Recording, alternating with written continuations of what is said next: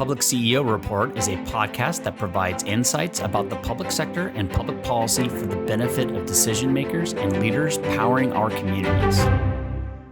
I'm your host, Ryder Todd Smith, and today we're joined by Juan Garza of Heron and many other roles in local government. Juan, welcome to the show. Thank you, Ryder. It's a pleasure to be with you once again. Well, it's an honor to have you on board to have a conversation. I've got to know you over many years in local government. You've had a lot of different hats that you've worn. And I think as a result, you bring a really unique and helpful perspective to the local government world that you and I both spend a lot of time in and that our audience is interested in. I think just first for the people who are living under a rock and don't know who you are, could you do a slow arc of your life since high school and college, and like where you've ended up in life? And I know you had some military service too, so just take us back a bit. I mean, you're a relatively young guy, so it can't go forever. But how long? What have you been doing? You're very kind. Thank you on the young thing. So I, as you said, I am from the LA area, born and raised here. Went to high school in Hinton Park, and I didn't know what I wanted to be in life. And so I wanted to go to college, couldn't afford college. So I went in the Army. I served abroad, served in the Middle East.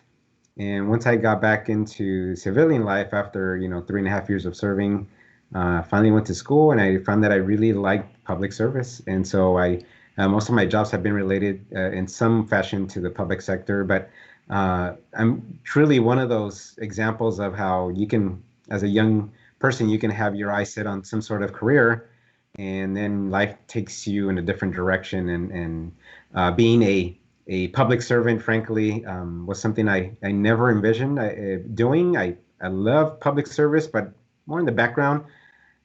Being in front of the public and in front of the camera was something that wasn't my thing. But in hindsight, it just goes to show how life takes you in different directions. And here I am, and I'm thankful and proud to be able to serve the public and be in a public role, and just proud of every accomplishment that we've been able to attain during my service here in Bellflower. Well, first of all, I want to thank you for your military service to our country. Number two, I want to congratulate you on your amazing family. I've had a opportunity to meet your wife and seen photos of your amazing kids, and you've done very well for yourself. So I'm proud of you on that front too. But let's talk about your public service. So you are shortly going to be wrapping up a term on the Bellflower City Council. So can you talk a little bit about your time on Bellflower City Council? Yeah, so it seemed longer than that, but I've been here for 4 years. I did serve as a commissioner before that for a good 4 years before that. But and I think that's why it seems like a little longer. But 4 years as an elected, and during this time, we've working in collaboration with my colleagues here on the City Council and with staff. Really, I think my time on the council is a reflection of how just one person by themselves or herself cannot affect change. But I think when we all pull in the same direction, and we're all civil, and we're all work as a team, of the accomplishments that we can attain. When I was elected, along with my colleague, I still remember one of the comments that we received from an endorsement from the Long Beach Press Telegram here locally, the newspaper, and it said that the election of my colleague Dan Coops and myself on the council was a reflection of the voters wanting experience balanced with new ideas. And I think that's what we've had during my time on the City Council here in Bellflower. So the accomplishments we've had and pretty dramatic change that we've been able to affect during my 4 years on the council is a reflection, I think, of that experience balanced with new ideas and just a general trust. So I'm really proud of it. You should be proud of that. I've had over the years occasion to meet many of the elected officials as well as the city staff in Bellflower. They are a client of Tripepi Smith. We do some video production work in the city. But council is always super approachable, down to earth, fun people. And has a reputation for being a council that gets along and tries to forge ahead and do great things. And I think Bellflower's had a lot of successes over the years. In particular, when I talk to folks, they're always impressed with the kind of downtown revitalization that's taken place in Bellflower. You have a new event center and fire museum. There's a brand new parking garage that's gone up in downtown. But rather than me, why don't you tell me about that? Tell me what that revitalization has been like, what the pathway has been, what's made it successful, what it's meant to the community. I think what's made it successful has been really just foundational. Just it's the trust between the leadership, right? And then once that trust is established, then staff itself following that leadership that we as leaders engender. And then on top of that, just communication with our public, just not necessarily surprising them with what we're doing, but setting that vision of, look, this is where we're going. These are the steps that we'll take to get there. But in the end, this is the collective benefit that we will all attain as fellow Belflorians here. And I think that piece, which you and Tripepi have been a part of, to your earlier point of being one of our consultants here in Bellflower, and the communications piece that you and your team bring to us, and being able to communicate with our public, you providing that bridge has been really key. And so, again, a lot of accomplishments that we've accomplished here in the last 4 years, the ones that you mentioned, on homeless shelter, not only that, but the seeds that we've planted here that are going to continue to give that fruit for the foreseeable future, even after I'm off the city council. We're excited about the renovation that will be occurring here in our city downtown. We're going to start essentially going up, right? Instead of being a 1 or 2 floor downtown, we're going to start actually going up in our building size. We have an upcoming metro light rail project that's going to be traversing our city, which that in itself, which I have been a really key part of, is going to transform our city even more so in the future. So I think the foundation is set for our city, not only to continue the progress that we've made now, but well into the future to continue benefiting our public. So, again, it doesn't happen without that trust. It really starts with that in communication. So, and I'm really thankful to my colleagues and our residents for entrusting me and in hearing me out during my time on the council. Do you think that's one reason why capital is willing to make investments in Bellflower, is the consistency of the city council and kind of a trusted process to work through and work collaboratively with city staff? Absolutely. I think COVID is a reflection of that. The business community in general hates uncertainty. And I think we as human beings, we hate uncertainty. And I think once you have a city and a city council that is unstable or uncertain, I think the development community, the investment community will understandably shy away from entities and establishments of that sort. And I think that continuity, certainty that we as a council and by extension our staff has provided to our residents, but to that development community, that business community, is a reflection of what we have here today. We have that growing confidence in our city by these establishments. And I think our recent accolades from the business community at the county level of actually selecting us as one of the top business-friendly cities is a reflection of that. It's something that we're really proud of. Not only that, though, but also the communication that we have with that business community. So we don't take any business organization or interests for granted. We welcome to have conversations with people to see what it is that they have in mind in our city, and we share with them our vision and where we're going, where we want to go.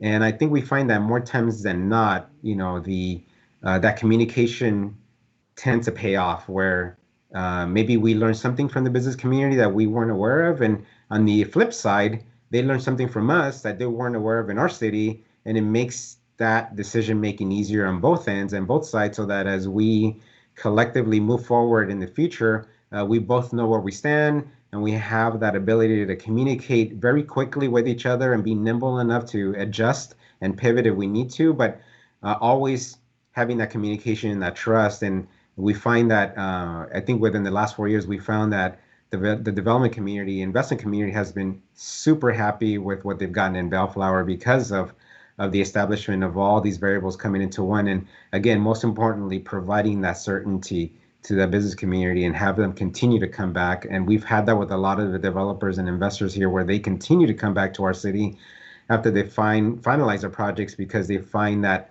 that friendliness and that certainty in our city. So we're really proud of that. Yeah, I always remind my team that your best next customer is the current customer. You just got to treat them really well, and they'll be right back at it. And it's always for me exciting when somebody you work with wants to come do more work with you. That's a great endorsement of what you've done so far. So that's good to hear. Thank you. Your policy areas cover a lot of different challenges, right? So you already mentioned some successes that have taken place in Bellflower with economic revitalization, the downtown, taking on homelessness, which I want to dive into in a minute. But in particular, you became kind of a statewide voice on housing policy issues. Your work in Sacramento, you were concurrent with your service to your Bellflower City Council, were selected by your peers to be president of the LA division of the League of California Cities and served a year in that role as well. And it was right in the middle of a big housing debate and policy issues. And then I guess I should also say that you are now, as you're leaving council, you also have started your own consulting firm called Heron, and that deals with some policy issues too, and maybe some land use issues at times as well. So you're coming at this from the perspective of council member, from a statewide policy perspective and Sacramento policy perspective, and obviously working, I'm assuming with developers, although I don't know exactly who you work for. We'll get into that. So with all those kind of stars out there, let's talk housing policy. What's going on with housing policy in California? From your perspective, what are the big challenges, and what does the state miss or get right when it comes to housing policy edicts that they try to bring down from Sacramento onto the local government level? I think with housing, I do commend, our state leaders. I always tell everyone they're trying to do right. They're trying to solve problems. And so I commend them. I've commended them in public. I continue to this day. It's an issue that's not easy. And as I've told many stakeholders at the state level, if it was easy, we would have cracked this nut already, and we haven't. So the one thing that I do find that could be improved is the communication between Sacramento and here us at the local level. And that's one thing I've encouraged our state leaders to have, is just to have that conversation with us before they start proposing new ideas and new measures for consideration up in Sacramento. And what I've been encouraged about is that in the last 2 years, to your point, that I've been involved with housing policy a little more strongly than the prior time, what I'm finding is that in particular this fall, I had more legislators from Sacramento reaching out to me, despite the fact that I'm no longer the president of the LA division for the League of California Cities. They've reached out and asked me, what do you think about this idea? What do you think about that idea? And I find that really refreshing. And if anything, I find it really hopeful for our future statewide housing policies that will undoubtedly come. I think housing is, again, an issue like it's been recently, and I foresee it into the future that we're going to continue to have these discussions. And I think it's good to have these discussions. But again, as long as they happen collaboratively. Some of the things that I've pushed for, as I've been solicited, have been really of being open-minded with us at the local level in terms of working with us on funding from the state, and also in terms of not penalizing cities that are trying to do the right thing in trying to actually expedite or produce housing here in our state. Sometimes, while it's easier to enact statewide housing policy, I find that the not taking into consideration of really the uniqueness of each city, and it being easier to take a cookie cutter approach, I think it's an apples and oranges discussion. They don't fit. And I think we have an opportunity to really do an apples to apples relationship. It's going to take time and discussion as well. But I'm hopeful, again, based on the discussions I've had and really not having gotten any pushback in terms of the ideas that I've presented and have shared of people saying, you know what, that doesn't work, and this is why I wouldn't. If anything, what I've been told is, you know what, those are good ideas. I'm going to incorporate into this bill that I'm going to actually be submitting to Ledge Council to draft into a bill. So I'm proud of the fact that upcoming legislation with regards to housing in this upcoming session that started actually yesterday will have some of my fingerprints in it, and I hope that if it ends up being enacted and they become law, that our residents will be proud of what we'll enact, which will hopefully be a balance of meeting that housing need that our state obviously needs, but at the same time respecting the wishes of our local residents and our local cities. And I think there is a way to strike that balance. So if we could, a couple of things I'd like to dive into specifics. First of all, fair to say you expect that there'll be another attempt, because there was an attempt at housing legislation last session that to the best of my recollection, mostly fell to the wayside because of the pandemic, correct? Yes, it fell to the wayside because of the pandemic, but it also fell to the wayside because of some technical rules. And in fact, SB 1120 from Pro Tem Atkins itself failed. It wasn't necessarily because of a lack of clarity on the bill or a values-based discussion. It really literally fell apart because of it didn't get to the other chamber on time. And so I expect that because of that, there's still going to be housing policy that's going to be come down our way in this upcoming session. Okay. Number two, you talked about legislation and state policy that actually punish the city for trying to do the right thing. Do you have some examples of what that means when you just say that? Well, I've seen attempts to have the local municipalities not enact, like, let's say, development fees onto projects, and I think the missing point in that is sometimes legislators in Sacramento aren't aware of where these fees go. That, the fact that we as local municipalities are seeing our revenues decrease increasingly because of our shift in our economy and the way that we generate revenue for our cities. And so there's a necessity for cities to be able to assess these impact fees.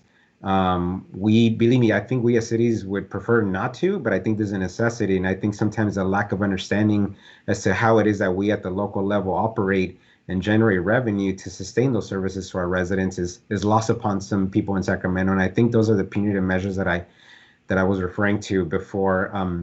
Also, we tend to get accused of overtly, trying to prevent people from coming into our community. What I find at the local level is really just that there's really no opposition to that. It's more so just, take into consideration, the uniqueness of our city. For example, I know there's some cities in the Palos Verdes Peninsula here locally that are pretty unique. Some of those cities only have literally one road in, one road out, and Right. And when you start creating that density in communities like that, while well-intended, in a disaster, you don't have the infrastructure to be able to mobilize people to go in and to go out. And I think sometimes those nuances are what's lost in Sacramento. And sometimes some things that may be interpreted by our representatives in Sacramento as being onerous or being misguided and really are us trying to ensure that our residents are safe and that are able to be safeguarded if the time ever needed to be implemented, or also for us to be able to provide those services. Case in point, when you increase density in certain areas, that comes with an increased amount of pressure to provide, let's say, water service and electricity. And a lot of these communities, a lot of our communities, my community, as a case in point, we don't have the infrastructure to sustain that additional density.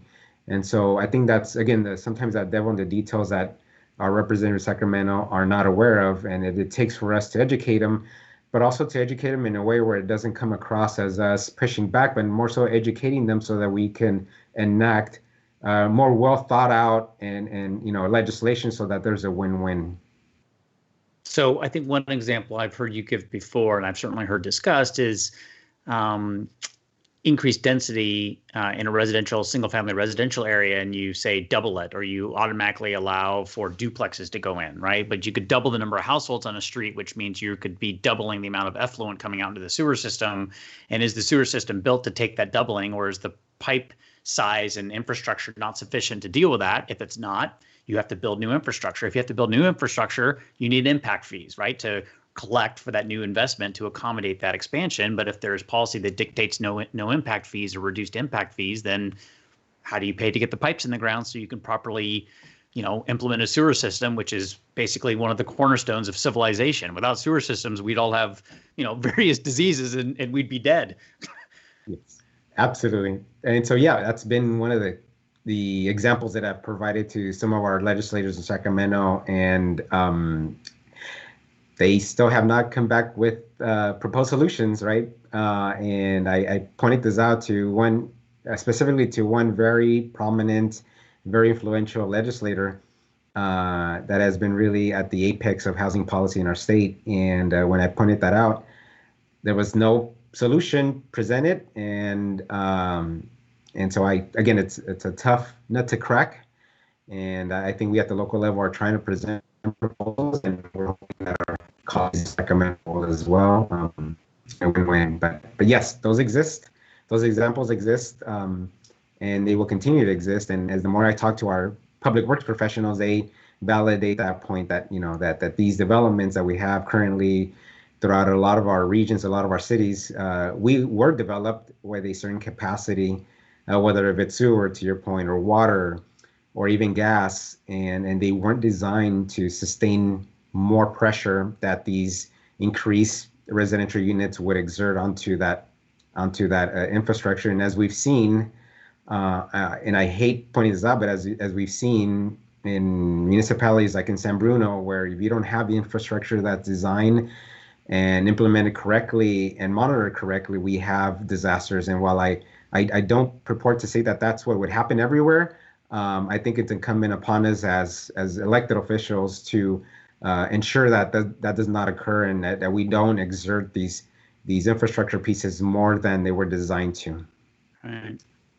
So I guess a related point, and it had to be a point of consideration in Bellflower, but we've tended to see a lot of policy that says if there is mass transit sited in a given area, then within a half mile or 1 mile surrounding, there's an instant upzone of property to try to create transit-oriented development. That's a policy debate discussion. It's been a point of contention at times with gentrification issues that come into play. But in your now town, soon-to-be former council position role, you're about to have a metro stop that comes to Bellflower, right? Yes. So what does that? So does that impact for density potentially under future legislative efforts? So I think by and large, a lot of cities that are located next to right-of-ways that are going to be future transit-oriented development stops and local areas, I think by and large, most of us are in support of having this type of development. I think the difference of opinion with some legislators in Sacramento has been that Sacramento dictating to us as local municipalities of how it would look. I think the assumption with those proposals is that somehow we would be obstructionists, that we would not take them into consideration or adopt them. And so there's this need, this feeling that they need to tell us how it's going to be done. Mm-hmm. And I think by and large, most municipalities that I've encountered with this situation where they're going to have this increased density, increased use of transit-oriented development have embraced it. I think it's more so us at the local level of, look, we understand our cities better, and I think we're better capable to balance what our current residents need. On top of that, balance with what these future residents in our city will need as well. And so I think it's more of that is we can do it, but just take us in our local opinion into consideration rather than being condescending and thinking that we don't have the capacity or the will to do it, and then somehow you feel the need that you need to impose it upon us. And so here in Bellflower, as I've shared with many electeds from Sacramento, we have embraced it. We actually are in the middle of a specific plan that will actually not only embrace this type of development, but actually will encourage it. And so we're really excited about, again, that future of Bellflower where we are going to go up, and key center point will be transit-oriented development. We think that that's going to be the future here in Bellflower, but not only that it's going to be here, but that it's going to be located in an appropriate area of our city. We don't want a city where you have transit-oriented development and you have high rises throughout our city. That is not correct. That's not appropriate. That's not what our residents have told us, but we definitely think and see the value in it being in certain areas of our city where it's appropriate. And so we're excited about that. In fact, I've been talking to our city staff about upcoming related efforts to upzoning certain areas of our city to accommodate for this. So we are excited about not only the development that this will bring to our city, the quality of resident that it will bring to our city, but also the quality of the buying power that this will bring to our city and to our city businesses. Because once we go up and we have appropriately located commercial establishments around these developments, that's going to be a win-win for those businesses, and it's going to generate more businesses, which in turn generates into or translates into additional revenue for our cities to provide more benefits to our residents. Yeah, one of the so like you, I had opportunity to serve on planning commission in my city of Tustin, and one of the areas that we focused on was this idea of citing higher density development, residential development near our downtown Old Town area, so that we would have a critical mass of localized consumers who could walk to establishments and sustain them, so that that resource of the Old Town area would stay alive in Tustin and be available to everybody in the city who could, who didn't live in walking distance but could drive there to enjoy it. I suspect that's the same thing in Bellflower, right? If you want good restaurants, you want your hip open air food courts, all those nice accoutrements, you need enough mass to sustain that kind of activity to kind of get that balancing point. So it's Absolutely. A worthy goal.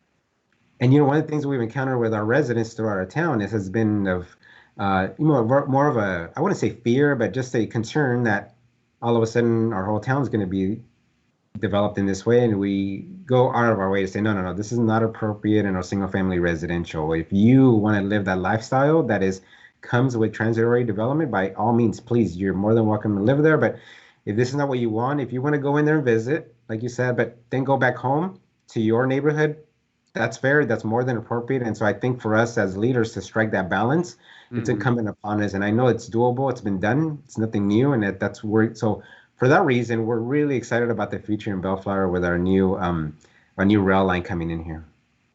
Excellent. And just broadly, when is that expected to wrap up, or that project will complete? So Metro right now is undergoing its final stages of its environmental review process. So we expect that after it gets vetted by the public, the final environmental document, long story short, I think we'll break ground here in early 2022. So we're maybe a year, maybe 13, 14 months away from that groundbreaking. So that's exciting. Okay, very exciting. Yeah. Let's talk about homelessness. So Bellflower has been on the leading edge, I think, of trying to do something about homelessness. You actually worked with Judge Carter, if I recall correctly, the federal judge who's been pushing through a lot of homeless shelter construction and response here in Orange County, which is where I'm broadcasting from right now. And I think you were the first LA County city that he worked with and collaborated with. Could you just talk a little bit about that process, what Bellflower ended up doing to create shelter, and how that's impacted your overall kind of presence of homelessness in the city of Bellflower? Yeah, so I tell people if one of us would have already solved homelessness, all of us would be doing it. And I think the fact that we're still having this discussion shows that we haven't solved it. So we had a local resident satisfaction survey that we conduct every 2 years here in Bellflower. So we had it in October of 2018. Our city council received that survey here. And I mentioned that survey because that was literally the start of our road towards what we've done today. And in that survey, every single year since we've been holding this survey, every single year, the largest concern that our residents have expressed to us as leaders has been that crime is our number one concern. And so in 2018, in that survey, it was the first time ever that we didn't have crime be the number one issue of concern for our residents. The number one issue of concern was homelessness. And so for us as leaders, it was literally a call to action of, okay, this is what our residents are telling us. So not only did they tell us that once, but because, it's never been something else except for crime, we ran that survey again. Same sample size, same methodology, different group, same result. So we had the same message twice. And so for us, it was a call to action. And so we started assessing different models of addressing homelessness. And we found that, again, a lot of places had a good intent, but it really wasn't effective. And we found that our efforts here in Bellflower, while well-intended, were not effective either. And so in assessing models from the city of New York, the city of Houston, and different areas, we found that literally here in our backyard, we found what was, to our case, the most effective solution to date. Not that it's 100% effective, but it's more effective than we found elsewhere. And that was the model that Judge Carter has been pushing with the city of Santa Ana and Orange County and all the other cities in northern Orange County. And so not too long after that survey, I established through a mutual friend, a council member from the city of Santa Ana, I established a relationship with the judge. We had conversations, and I brought this proposed model to our city council here.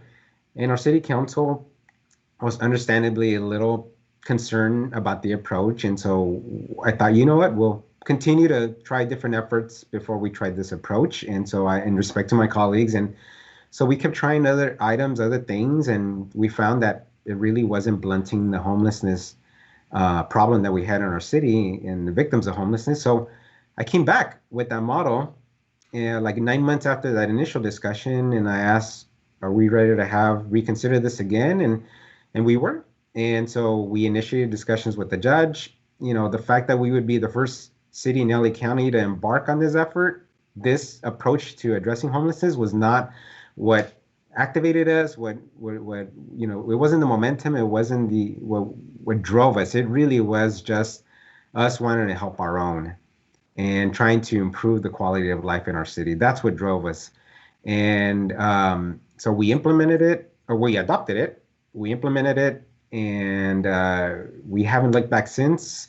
We were able to open up a shelter in May of 2020. It literally, from when we started construction to when we turnkey opened that facility, it took 5 months, which is really fast compared to other examples. And really, that was a reflection of how important this was to us, that we cut red tape.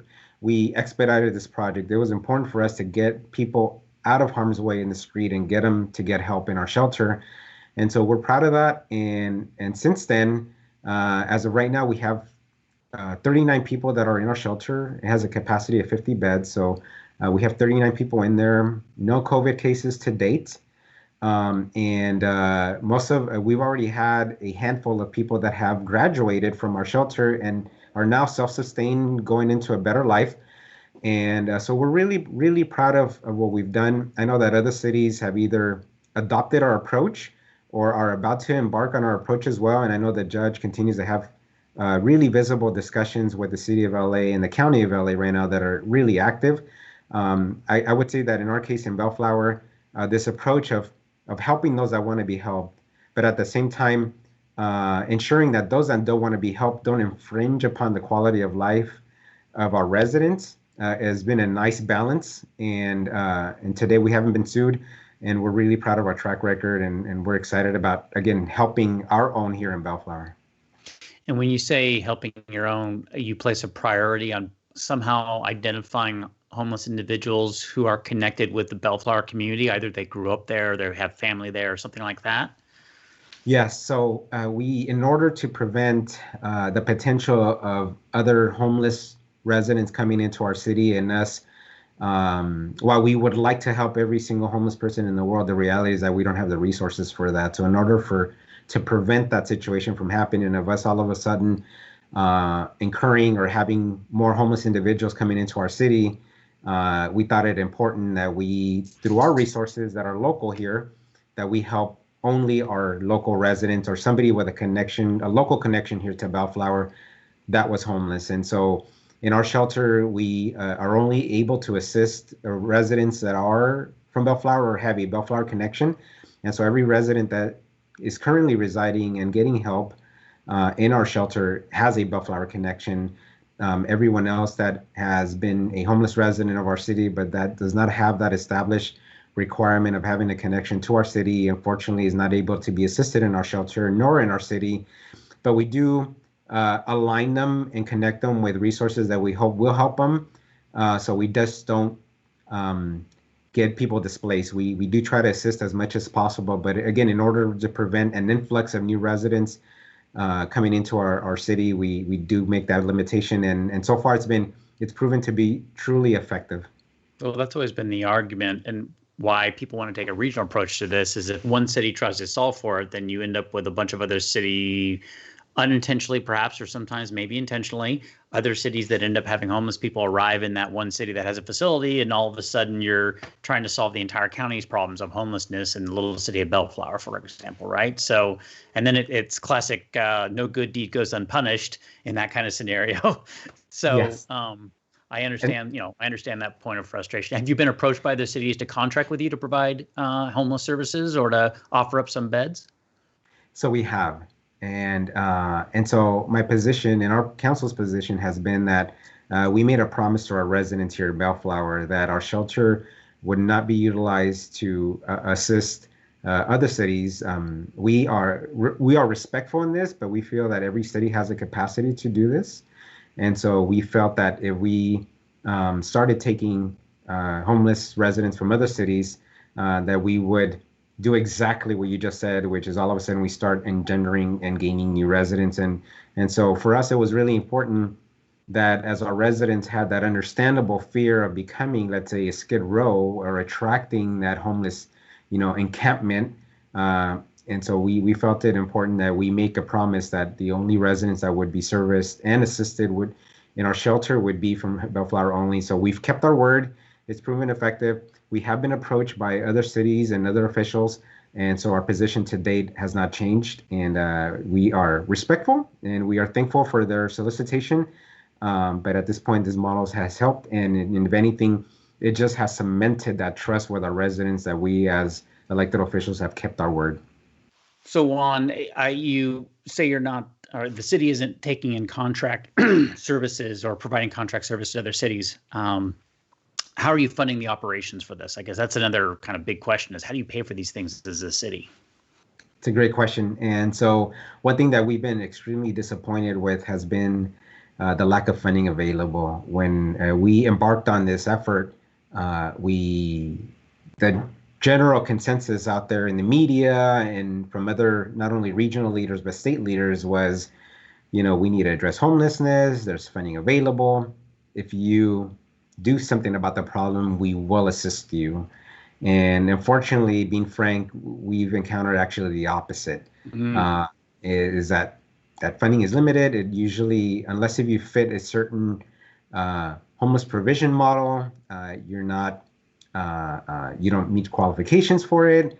And so that has been really disappointing. Other city officials have asked us the same thing of where does your funding come from? And we've shared the story time and again. And we share it not in the spirit of complaining. We share it in the spirit of cautioning people that there are risks, but we'd rather, as co-cities, we'd rather be upfront. And so we started this model in the spirit of just doing the right thing. And obviously, we're still doing the right thing, but it does come with a cost. We are thankful that in our case, our LA County Supervisor, Janice Hahn, actually supported us with a grant of $1.5 million. But we were disappointed in that the $1.5 million actually didn't come from our county's homeless initiative, or what we call Measure H here. It actually came from her discretionary fund. And every single time that we approached the county about gaining access into these homeless funds that we as taxpayers are paying into, every time we've gotten the response of, unless if you conform to what we think you should operate as, we won't be assisting you and supporting you. So that's been extremely disappointing, but nonetheless, it has not deterred us from doing the right thing here locally. And Sure. We understand that it comes at a price and it's not cheap.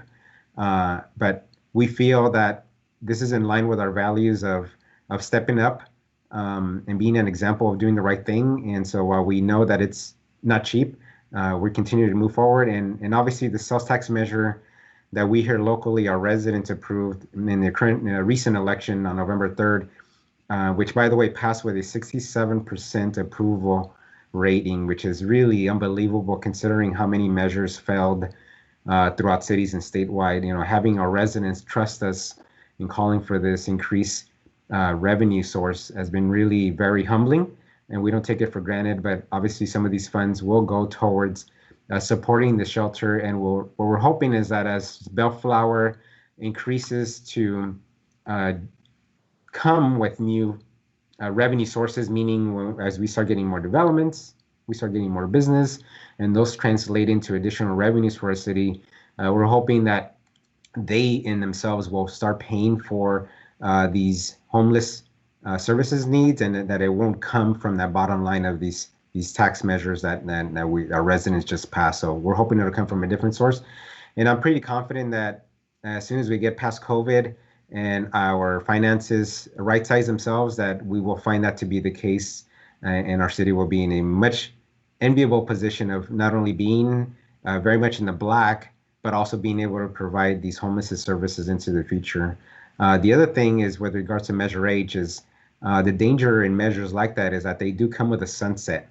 So it's not a secret that it's going to end here in the next 5 years, that funding source. And so a lot of cities and a lot of organizations that continue to depend on that funding source are going to find themselves not having a funding source unless if the residents renew that measure. And considering, in my opinion, the lack of success that Measure A and Measure H has been, I don't know that our residents would reapprove it again. And so from that perspective, I think we at the local level here are going to be insulated from any of those effects and be able to provide those services that we need for our homeless here locally. Yeah, that's an excellent point. I look at some of the optics and stories that come out of Measure H, cost of some of the permanent support of permanent housing, that they astronomical numbers behind it, or just the sheer lack of units that have been produced so far. That on top of the point in time counts that have come out year over year showing a double-digit percentage increase in the homeless population. At the same time, Angelenos, broader LA County Angelenos, have passed a tax on themselves to address this issue. It's not a great recipe, right? It doesn't look compelling, I think, for the average taxpayer to try to figure out how that's working out. And this is the first I've heard some comments about the lack of some of that funding showing up, or frankly, the lack of money. I've always been given the impression, right, and the impression that's conveyed out there is every city wants to say no to these things, and it's always just NIMBYism that runs amok, but that there's plenty of money to get these things done. And so it's interesting to hear that that's not necessarily the case, that there actually are finite funds out there available for this stuff, and that in reality, even when you had a proactive city like Bellflower who wanted to do something, finding the ongoing outside financial support to make it happen is just not, it doesn't just show up. It's not like a great lake of money waiting to be spent on homelessness. And you know what? We found that to be the case not only here at our county level, but also at the state level. And that was really disappointing. But again, with us, we can either wallow in our sorrow, or we can move forward. In our case, we continue to move forward. And so we're really proud of our track record and doing right by our Bellflorian homeless residents. Bellflower has its own way of getting things done in a great way. So, I mean, that speaks to the independence of that city, and Howard just hunkers down to get it done. I've always been impressed by that.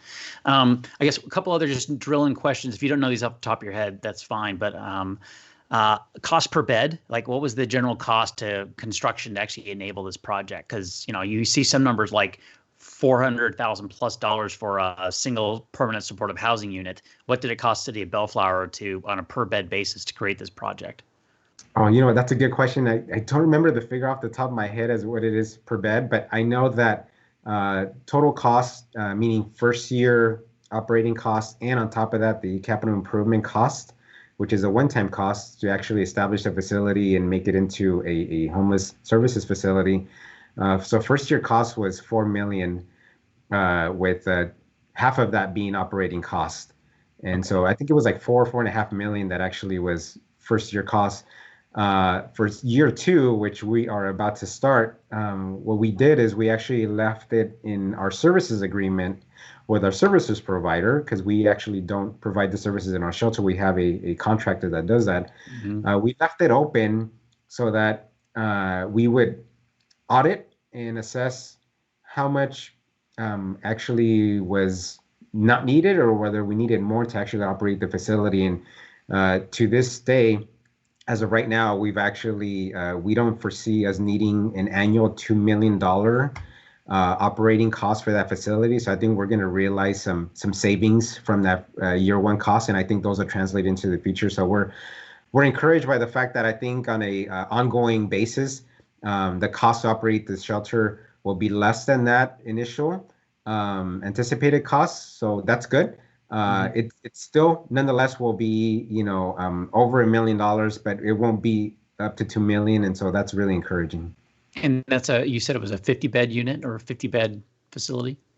50-bed facility. And we've come close to a couple of times having it been maxed out, but we haven't had it maxed out yet. And so that's a good thing. But nonetheless, it comes with a prepaid cost of servicing 50 people. So that's what will go into our negotiations for year 2 with our service provider. And then I guess a related question again, sorry to get into the details, but we're theoretically, a lot of people listening to this are going to want some details on some of this stuff to better understand it. Impact on the streets of Bellflower, right? Like there are fewer homeless on the streets of Bellflower. Is that a fair description or? Yes. Yeah, absolutely. We're so proud of that. When we constructed the shelter and we came up with the concept, we had around 172 homeless residents in our city total.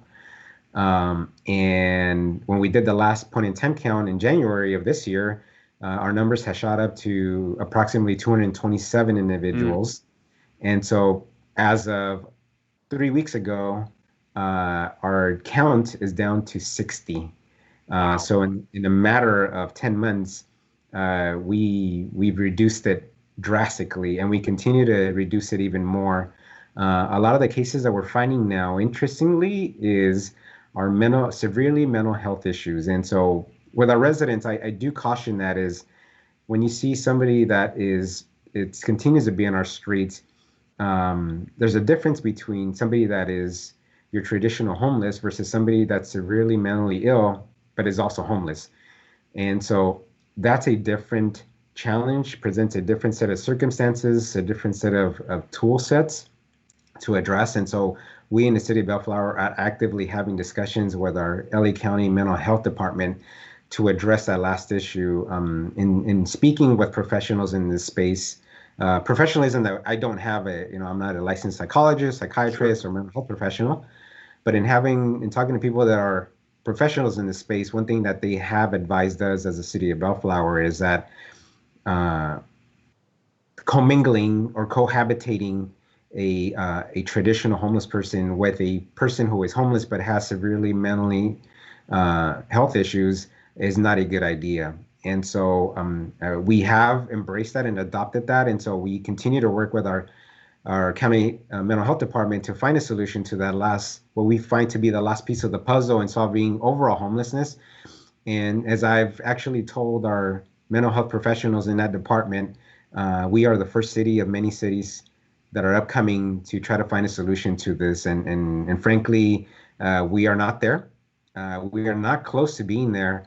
But if anything, the discussions that we had with them here recently, actually we had them a month ago, hopefully were the start of initiating that discussion, because we find that we are the first city in many cities that we could be coming up that will be bringing this issue up in terms of why do we continue to have severely mentally ill people in our cities, in our streets, sleeping in our streets to this day without a solution. And so we continue to push for that, and I'm confident we will get there, but it's going to take some time, but I'm confident we will get there. Yeah, mental health seems to have been a statewide issue. I believe we've had at least one ballot proposition on it in the last few years. And so it's a policy area that 20 years ago, we hardly ever seemed to talk about, to the best of my recollection, but it's been a much more bigger area of activity for the last few years. It would just be nice to see some actual progress on that front as well. All right, I want to wrap this up, but I'd like to wrap this up by talking a little bit more about you. So you've started your own firm, Six Heron. Can you just talk a little bit about Six Heron, what that's all about, and what where that name came from, because it's a very unique name. But then go on and tell me a little bit about the firm, what you're up to. So thank you. Yes. So Six Heron, 6 is the number of people in my family. And Heron is actually my last name, Garza, translated into English. So okay. I thought, to remind me why it is that I established this firm, I am a communications professional. That's my background. And so this firm is a communications firm, communications in all facets, whether strategic planning or government relations or media relations, public relations, all of the above.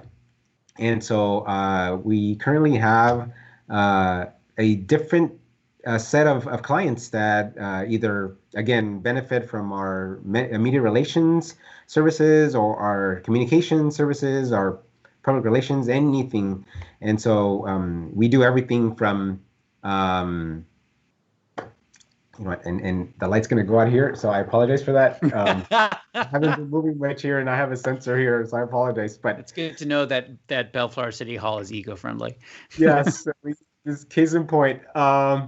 So we assist different clients. We have sports professionals that are in the limelight that we assist with public relations and media relations. We have development clients, both in self-storage and also in housing as well, that benefit from our services. We also have actually people that in the entertainment industry as well that benefit from our services, as well as we have client cities as well that benefit from our services. So we have a wider range of different clients in our service levels, but on top of that, the experience that 6 Heron brings in terms of what we've done before. So we've done communications in the water industry space, in the trash industry space, in the international trade space, in transportation space, air quality space, housing space, in public transportation space as well. So we serve a wide variety of clients. We have a wide breadth of experience, and we are here to assist anybody that needs assistance in any of that. We are really proud of our track record of success and client satisfaction. So thank you for allowing me to share on 6 Heron. Absolutely, Juan. Well, it's I love the root of the name and where it came from, and a reminder of why you, much like me, work every day to feed our families and take care of those that we love and care about. Not to mention take care of the clients, right? And do great work. And of course, you bring a nice perspective to public policy issues, having worked up in Sacramento on policy issues and working from the seat of the dais at a city council, and in your prior work doing public affairs. So I appreciate it. I appreciate your time today. I appreciate our audience joining us.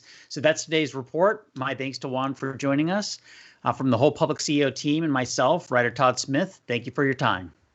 Thank you, Ryder. We hope you learned something new and inspiring that'll help you in your public service. Remember, Public CEO has a daily newsletter that is free to those who sign up at PublicCEO.com. If you have feedback, questions, or guest suggestions for Public CEO Report, please email alex@PublicCEO.com.